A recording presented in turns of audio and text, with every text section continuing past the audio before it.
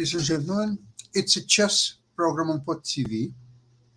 My name is Sasha Star, and we have today two distinguished guests.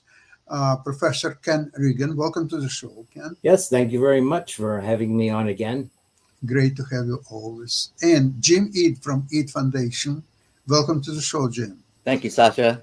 Great to be Great here. to have you. So, with wars going on, the chess hasn't stopped, thankfully. It's still going on.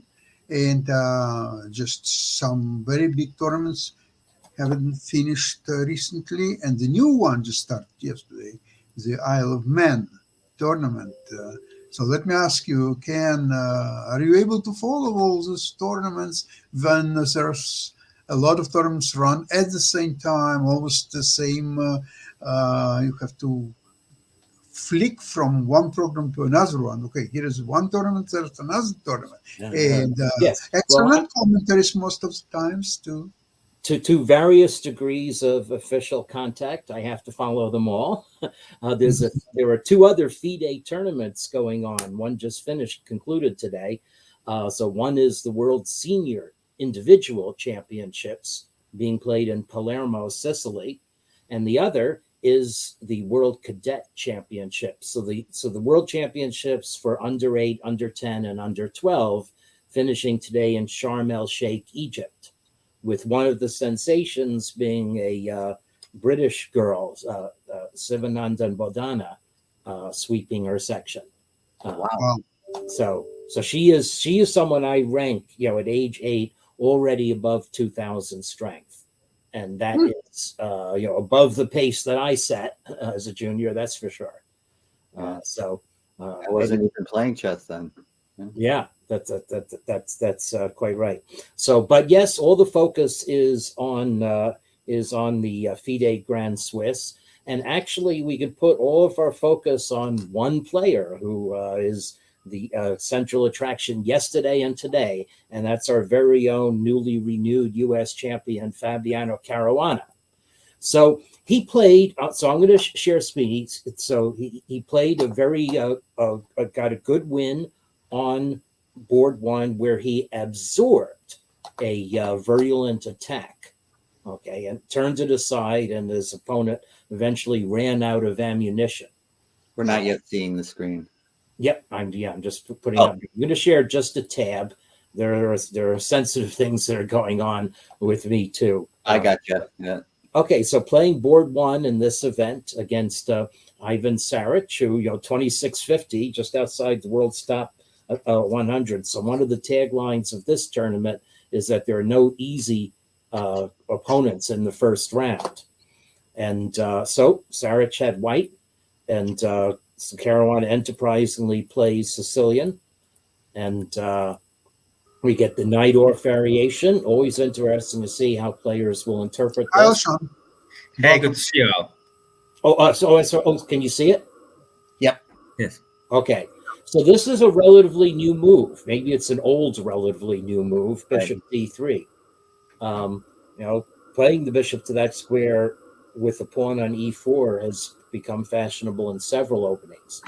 Okay, so now black maybe converts this to a dragon formation, and indeed we're going to get something that looks like a classical dragon, except white's bishop is on d3 rather than on c4, retreating to b3. So bishop e3. Everything else, knight d7 is maybe a little slower than other ways black has of playing. But everything else is your typical dragon build-up, and that leads up to white's going ahead with the rook's pawn, except it's not the king rook's pawn, it's the queen rook's pawn. Okay, try to soften up black's queen side. So white is able to connect the rooks in one move. White has pieces nicely massed in the center. Black has a couple tempi behind in development. So yes, white can play on both sides of the board. So black does not want the queen side to be opened. So black tries to keep it closed, and now black goes for this counterplay. So d5 is the golden move to get in dragon and sometimes Najdorf type positions. And it was one of the reasons you would play bishop to c4 was to continue to control d5 and prevent that d5 move. So it seems to me like a well-timed move. I don't know, on what you think. Yeah, it does, except that White's bishop on e3, even if it would be attacked by the knight, has a place to go. Okay, but it's also should be notable, and someone who studies the openings deeply, that the engine is already saying black is ahead. Okay, Wow. so what black captures on h6. Now this is a little unusual. Usually it would be just automatic to castle, so that when white takes your bishop, you take back with the king and you've castled. Now white's queen prevents castling. Okay, but there are obviously ways in which black is seen further ahead, and one of them is that black calculates that he will be able to fix white's center instead of white being able to exploit the lead in development and the fact that black's king will be in the center and open it. So black captures, and white captures with the bishop. Now this is really funny. You might expect that white should capture with the pawn, but the fact is the bishop doesn't have much prospect sitting behind a pawn that black is able to blockade. Another fact is that with white's knight on e2, it's not on f3 controlling the blockading square. So black does not need to muster heavy reinforcements to maintain a grip on e5. And you can play possibly knight g4 and then knight to e5, one knight or another one. That is true. Yeah, you have to look at white's playing queen g7, of course. Yeah. That's So let's see how black dealt with that. Anyway, white did not capture that way. White captured with the bishop, which the computer likes a little better. And you can say maybe this clears out a little more space for white's pieces. Now white will have both the d file and the f file unobstructed. But here we go, queen c7, very typical Sicilian move. Controlling e5, and most in particular, this enables meeting queen g7 by queen e5. Okay, thematic move, queen e5. And the endgames in Sicilian, it very often happens that the endgames are slightly better for black. Black has better pawn structure. The b4 pawn is not easily attackable, whereas black will have pressure down the c file. So this is a slight advantage for black. The computer is also telling me that it's actually okay for black to play rook f8, because while white goes pawn hunting, black will get an initiative on the center. In fact, the computer doesn't have white going pawn hunting. Instead, what actually happens, this main line is worth showing. Well, okay, I had it briefly. The computer changes its mind all the time. No, it's back. So the computer is saying bishop b7, c3. It's changing its mind a lot. But anyway, the point is that queen e5 and the trade of queens recurs as a theme in these lines as well. Yes. Okay. However, white did not play queen g7. White castled instead. Very prudent move.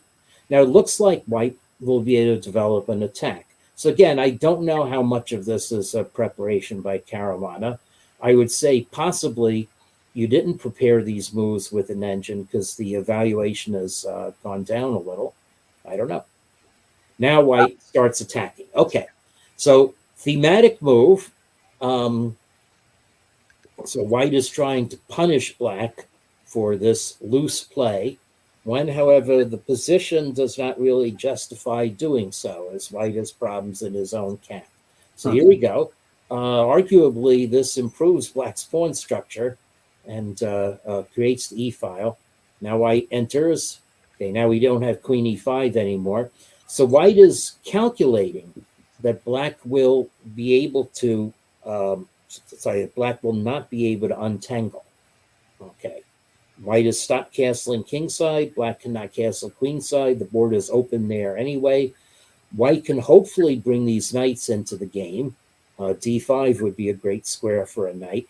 Yeah, and white wants to get rid of his e-pawn, but he can't. Yeah, that's right. Would like to get rid of playing e to e4 off the board would be a winning move in this position, undoubtedly. But white is somewhat justified in that even though white's not threatening anything, so black seemingly has a fairly large choice of moves. And for instance, queen c5 pinning the knight is, a somewhat tempting move, but that already gives white Yeah, a I large don't like it, advantage. yeah. Okay, and so it gives white time to bring in the knight.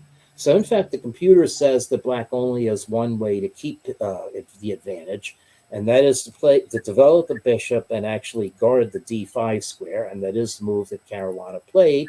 So white comes in, but now, so let's see again, queen d8. How accurate did that have to be? The answer is rook d8 would have been just as good about. But again, queen c5 gives away the advantage. And when you give away an advantage, according to the computer, in a position where you're material ahead, like the exchange ahead, it actually spells trouble. I think it means the tactics are going against you. But Caruana plays this beautifully accurate move, queen d8, which not only hits the queen on f6 for inviting a trade, but also hits the knight on d4 and allows black to redeploy the queen, because now queen e5 check is answered by queen e7. And again, white is to do something that white doesn't necessarily want to do. The Right. queen goes all the way over to a5. That's actually the only square for the queen. Amazingly enough. Yeah. Yeah. Okay, so now black plays rook c8, and black is saying, well, thanks to your isolated e-pawn, I can keep my king in the center. And here comes the typical Sicilian counterplay. Okay, and the typical Sicilian counterplay is going to work. So white actually missteps here. Queen b6 is the move to stay in the game. The engine evaluations change a lot. They're not at low depth 21. They're not really all that reliable. It's a problem I have. It is a big mistake, actually. What's that? It was we were analyzing yesterday. Rook 6 is actually a big mistake. That slips the advantage. Yeah. Okay, so rook c8 is actually a mistake, and black should play queen d6, hitting Rook d8 is the strongest move. Rook d8. Okay, great. Okay, rook d8. Yeah. Okay. I think queen d6 is also, but queen d6 is a little bit inhuman in my opinion, because you invite knight d5, whereas rook d8 knight d5 is not possible because you take on d5 and give a check on e3, winning the knight on d4. So rook d8 is a human move, rook d8, and after rook d1, then you just pick up the pawn on e4 with the bishop, and then your plan is to move the you take on e4 with the bishop, and then your plan is to move the queen. I mean, I don't know where we can move the queen actually, but you wanna play maybe queen d6, and now here you want to play queen d6 and then f5, and then you run away with the king. Yeah, that's right. So black will be able to untangle. White would like to have another rook to use in the attack, but it's gone. Yeah, so this is actually really a problem of not enough rooks for white, despite the fact of two open files. Yeah, and you're even threatening bishop takes c2. Seems like white's king begins to feel the heat. Right. It's not entirely clear, but it does seem like black is winning, and rook d8 seems like a natural move to play.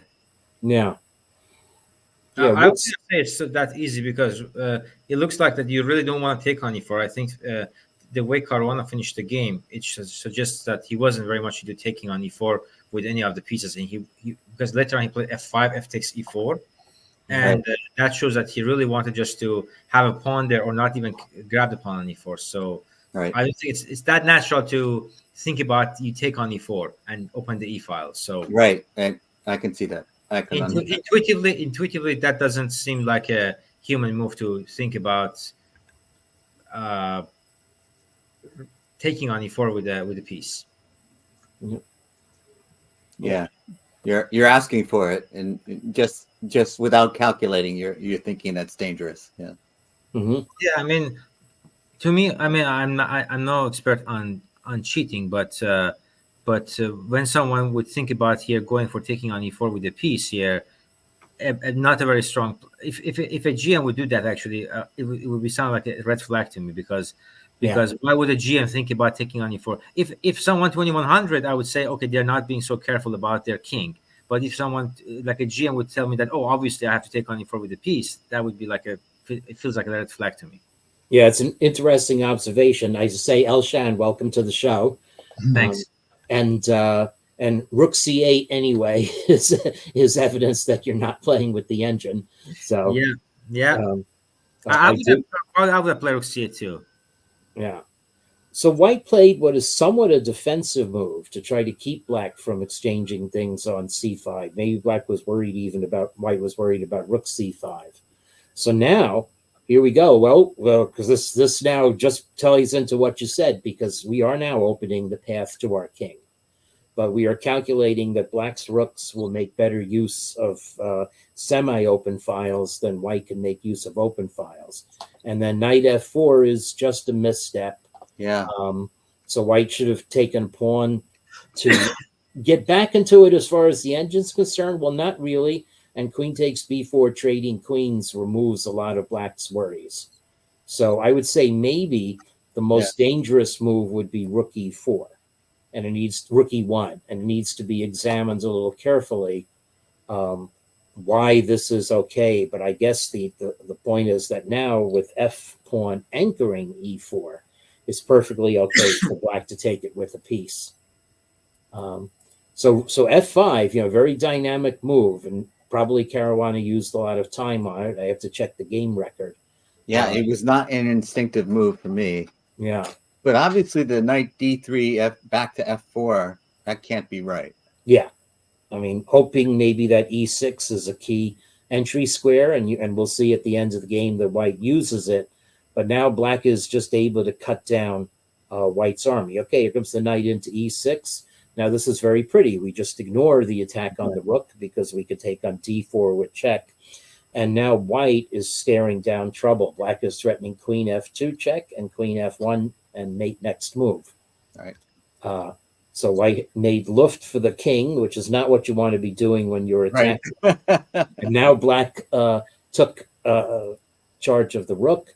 White played here, trying to get some action on the e file, but that's forlorn. Yeah.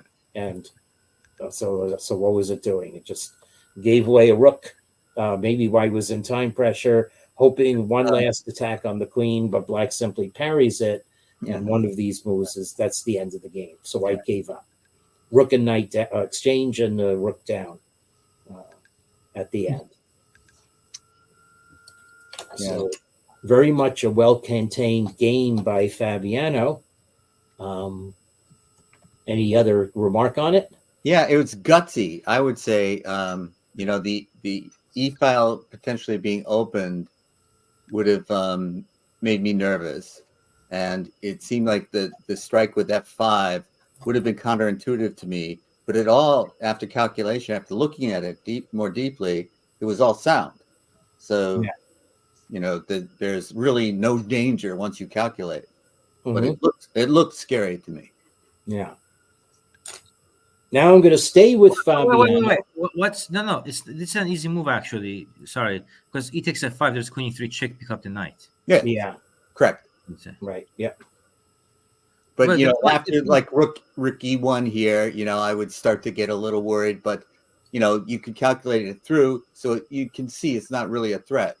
But rook e1, then you're threatening knight takes, and then on b4, and then knight d5. But all of it works out. So after careful calculation, it's all safe. I see, but I'm just saying that instinctively, it would be hard for me, lower rated player, to find an f5 move like that. Yeah. So I think you are selling yourself short on this one. I think with enough time you could find this one. Yeah. I agree. It's calculation that overcomes doubt. Yeah, queen to e7, the queen maneuver, queen d8, queen e7 was the key idea for black. That was a hard one to find. Right. This was very and the fact that it cuts white, it allows the a5 square, which black was previously covering, but it's the only place white's queen can go. Yeah, and white didn't want the queen on a5. Yeah, obviously, but you can't exchange now because you don't have enough material to win. So black is winning any kind of if the queens come off the board. So the rook takes f6 was uncalled for. I mean, the whole white's concept was white was feeling so jittery the entire time. Yeah, I think so. I think the rook takes f6 was premature.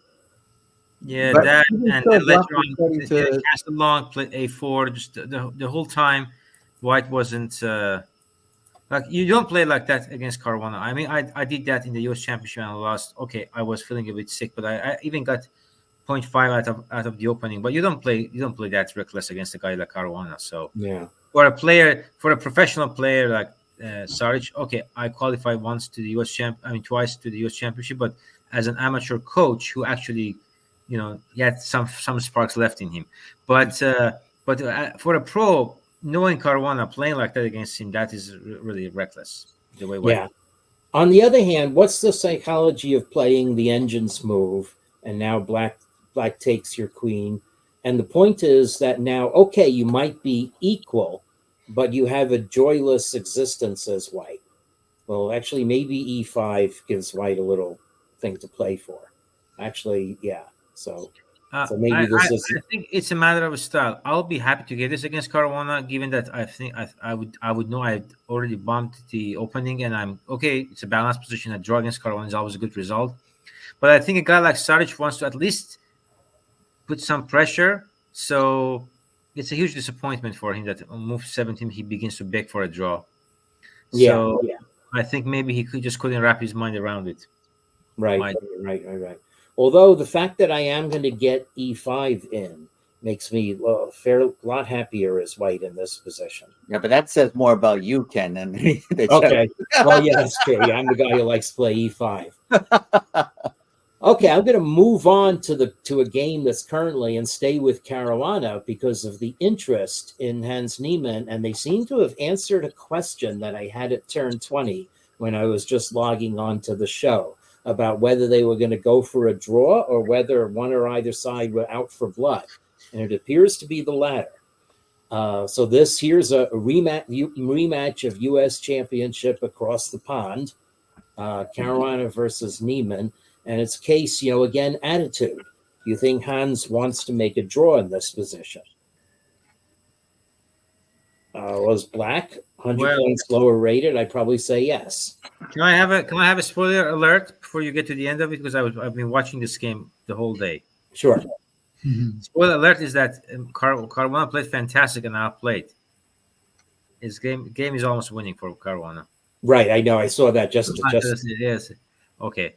Yep, that's okay. Sure. Yep, but let's see how Caruana takes it, and let's see if we can infer the psychology of Niemann, beginning with playing the playing knight f6. And I have to say, just the first millisecond that I looked at the game and I saw queens on d3 and d6, I thought, oh, is this the infamous Berlin draw? But it's not. Right away, white plays d3, so we're not going to force the issue.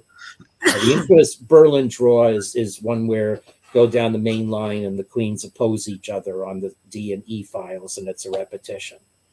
So now, so white is playing a slow build-up. Yeah, this is quite slow. It's this sort of thing that happened in the exchange, Rui. Right. More generally, so white plays e3, black plays bishop to d6. I probably would have played bishop b6 reflexively, but I guess it's good to overprotect e5 so you can do other things. Overprotecting e5 again, boy, he knows his Nimzovich. Actually, he's bringing the knight to f8. So it's very clear. I knew that would be the next move.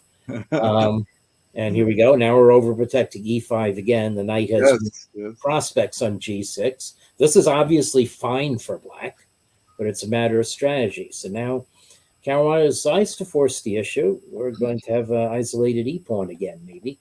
Well, yeah. Let's see. Oh, I'm sorry. That's not right. It's the f-pawn. What am I saying? Okay, so d5. Oh, silly. Okay. So lots of interesting positional play.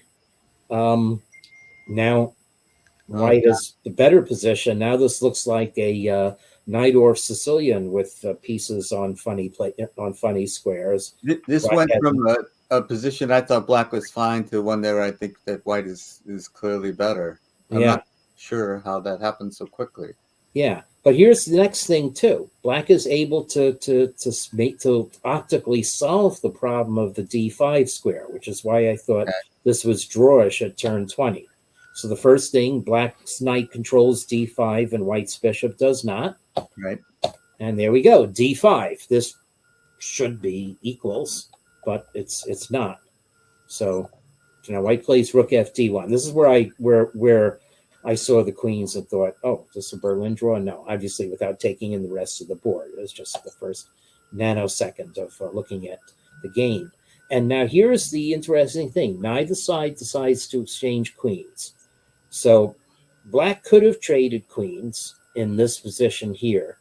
And let's see how much of a disadvantage black would have had to accept by that means.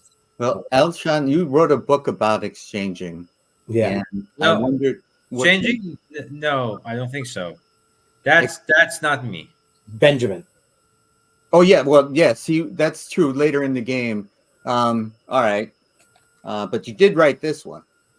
I did write the Sherlock's method. Yes, is that Sherlock. Okay, Sherlock's method. Okay, very good. Yeah, okay. I have another one of yours. I thought it was about when to exchange. But I have another one with I co-author with Al Lawrence. That is we use Sun Tzu's terms in chess, so we call it chess and art of war. So we kind of see that where the terms he introduced in his Word of Wisdom, Art of War actually applies in chess or other way around.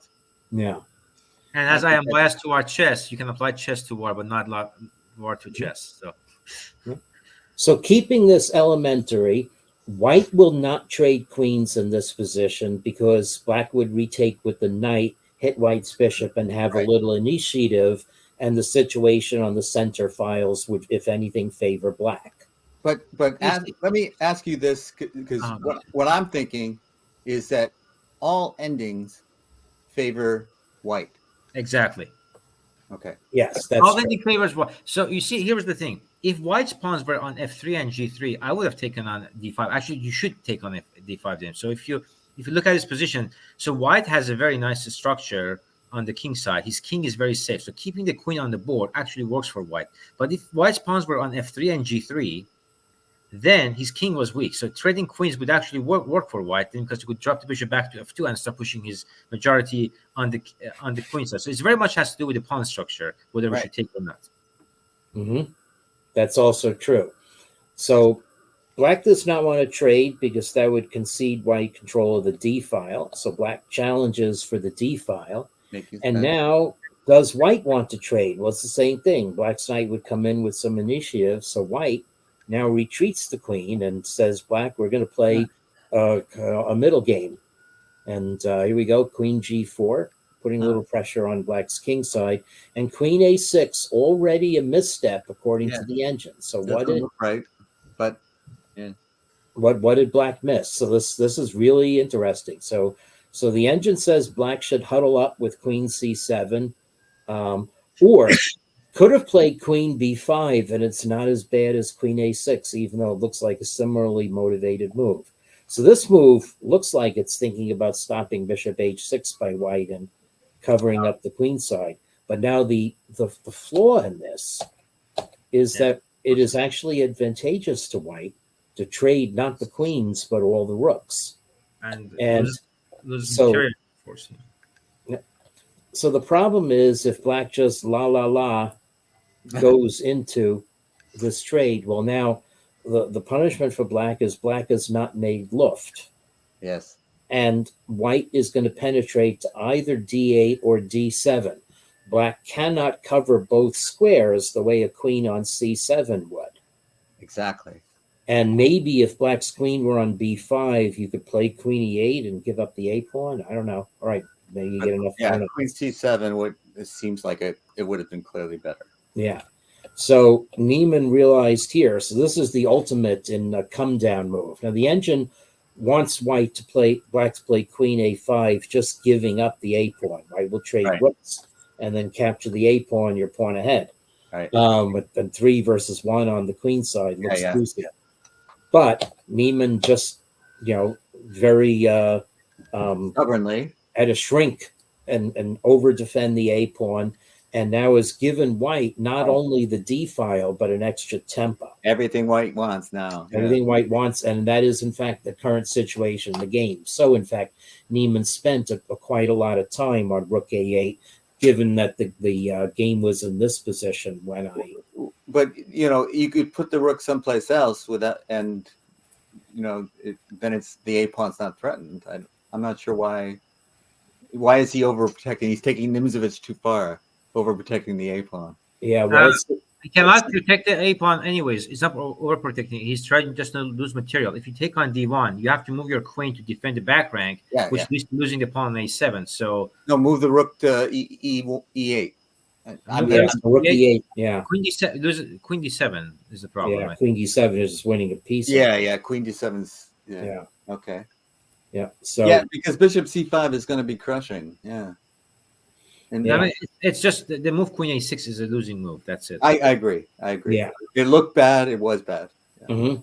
And it was just inattention in a position where you're not sensing danger. And so the engine wants to play Queen A8 and just shed the pawn, or go into that line after you capture.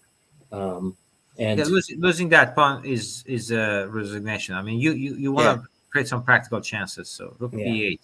right. And now this is just going to be too strong for white, whether the rook is on A8 is in the game or B8. So let's just see Honestly, if I believe any 2400 players would win this game.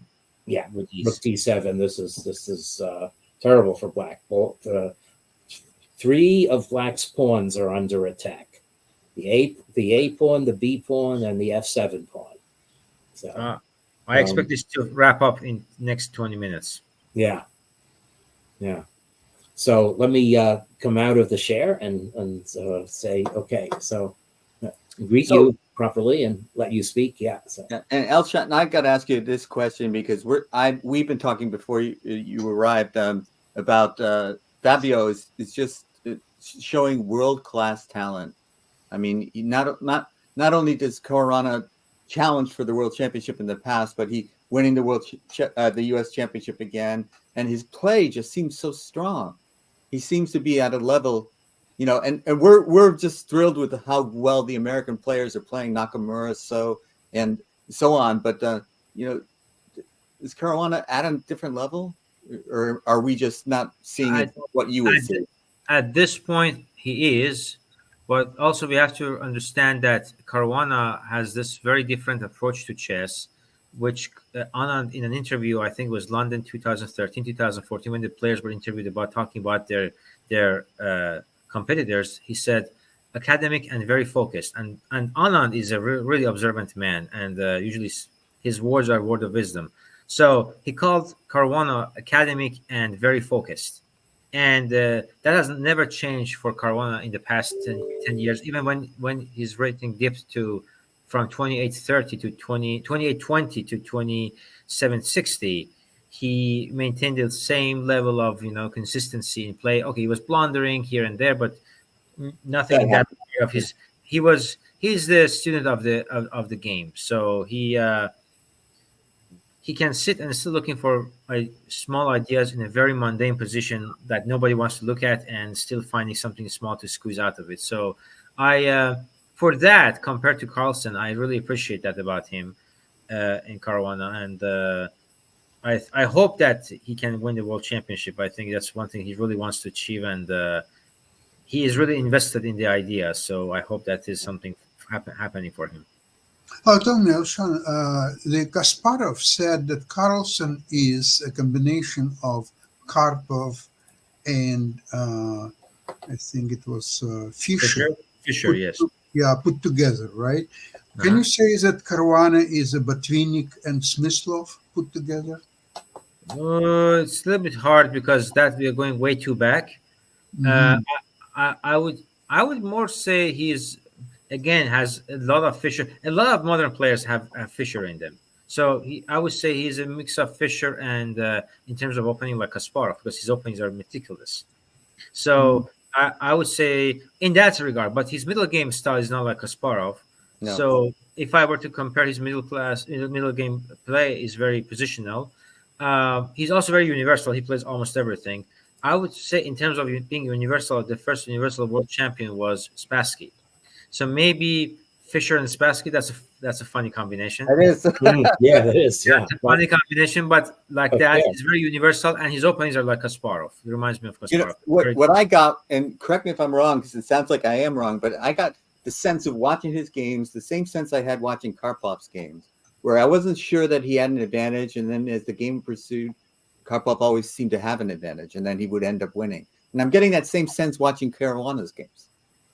The difference is that Caruana knows the evaluation of the position, and Karpov didn't know. Karpov was just happy to get the position, so it was very intuitive for him. Whereas Caruana knows the position is okay for him, and he knows the idea. So that makes it a little bit different because the intuition part is far less applicable in case for modern players compared to guys like Karpov or Smyslov, for example. Mhm. You know, it's always, I feel one of this next few weeks, I can talk about the game that from the Candidates 2013 between Svidler and Kramnik, and Kramnik played a line that the engine suggests, which at the time, now we know is not as good. Now it is. The old engine wasn't that good. Hmm. And in 1950 or 1951, in the very same position, Smyslov played the intuitive Queen H4 against Geller, which is a stronger move, and that's the engine move. So the thing is, the intuition was there, like they had a sense of the game. Whereas nowadays, it's all detailed move by move. So at that level, it's very detailed. I mean, Yeah. I prepped 2007. Isn't that depressing? Yeah. That depresses me. No, I it mean- doesn't impress me. It's fascinating actually to me. Really? Because to me, intuition was such a big part of the game. And now we're saying that we know things that we used to have to intuit. So the knowledge level has increased. Granted, that's clear. And I think you have to clarify what means intuition, because some people believe it's a combination of your experience, of your knowledge, and this what allows you to arrive at the right solution. So it's not coming like from the sky and you don't know. I would like to admit that I'm impressed that Caruana, in my opinion, he substantially improved his psychological readiness for playing for a win. I think it wasn't evident a few years ago. He was very strong, of course, but if things didn't click, okay, so he would be settling for a draw. Sometimes he was losing a few games here and there, although very seldom, I must admit. Just take his match against Carlsen, where he didn't lose even a single game. But I think today he's so focused to play for a win almost any position. That makes him very different from Caruana a few years ago. Do you agree? Yeah, well, I mean, Caruana has this ability.